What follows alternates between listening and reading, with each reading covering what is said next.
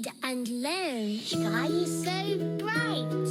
Smart kids grow with moonlight. Read and learn shine so bright. Smart kids grow with moonlight. eSchoolify series, fun and true. Learning dreams for me and you. Welcome to eSchoolify series. Assalamualaikum, Sayyidah Maryam Naqvi is here from the Moonlight International Publishers. What are the expected learning outcomes, my respected teacher, of letter S? It's lowercase letter S.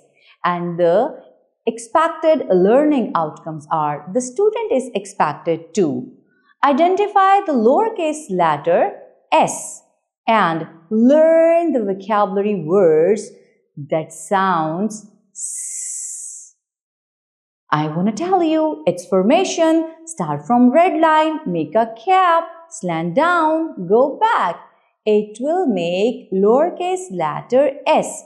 But here are just two vocabulary words, sun and snake. Sarah, spoon, sit. Yes, you could display different flashcards in front of students and ask what is the sound of this picture, like spoon, spoon, snake, snake. Very good. Sun, sun, yummy, it's summer. Strawberry is coming in this season.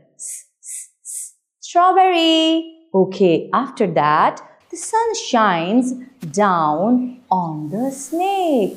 That's why it is very hot today. After that, ask the question, what is the color of sun? Is sun hot or cold? What's the color of strawberry? After that, name the colors of the snake in the given theme. At the end, what is shining down on the snake? Is it moon or sun? It's sun. After that, it's time to mime. Move your hand and say snake. Snake. I hope so you understood, and your student will enjoy if you will teach your students same like that. Thank you very much. Allah Hafiz.